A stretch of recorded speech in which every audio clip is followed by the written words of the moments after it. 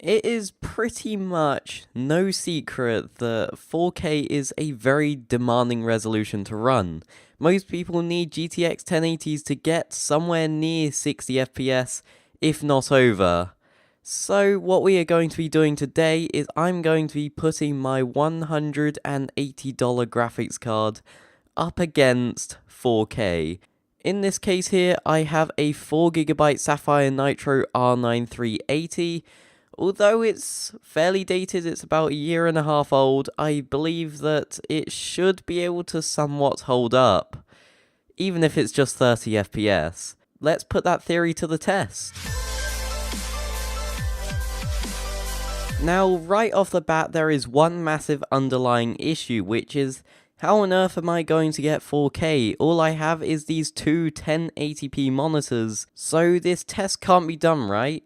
Wrong. There is this setting in a couple of games, especially Overwatch and Battlefield 1, called resolution scaling. If you crank it all the way up to 200%, it will multiply the length and width of your pixels on your display to 2 times, so we'll effectively get 3840 by 2160, which we all know to be 4K. Each benchmark will be run for about 250 seconds, just so outliers don't badly skew the results in any way. Maximums and minimums will be recorded, but we don't want them to skew the average. The games we are going to be testing is Overwatch and Battlefield 1, and I may throw in some other games if I can find a resolution scaling setting within them.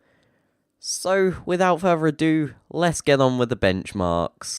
Overwatch played fairly smooth, giving an average of 52 frames per second, and only dipping to 39 at the worst of times. The game was set to 1920 by 1080 with a resolution scaling of 200%.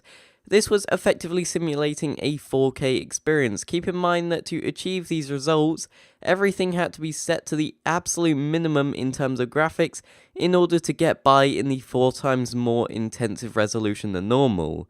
Secondly, we have Battlefield 1. Now, to be honest, I was expecting way lower, but really I am not complaining. The game was put under the same settings and resolution scaling as Overwatch, and so surprisingly returned some fairly respectable values.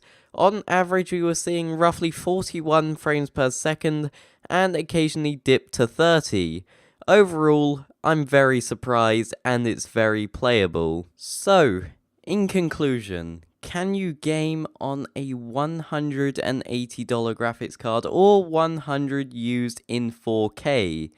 And my conclusion is, well, it really just depends. I mean, technically, yes, you can if you put every setting on minimum, but that sort of detracts from the idea of doing 4K in the first place, which is to make the whole thing look better. But if you really wanted to, you technically could do it. However, I tried cranking everything up to maximum while on 4K, including anti-aliasing, and it dropped me to about 20 frames per second average on both of them.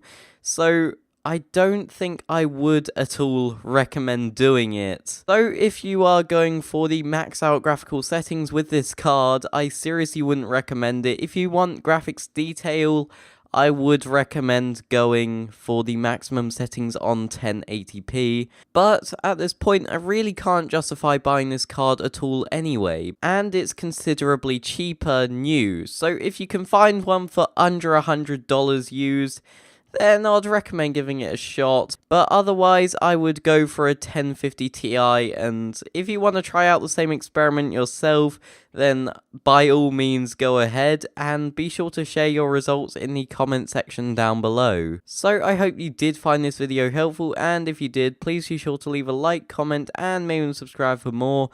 But anyway guys, I am Duo from How to Compute, and I will catch you all next time. So I will see you then. Bye.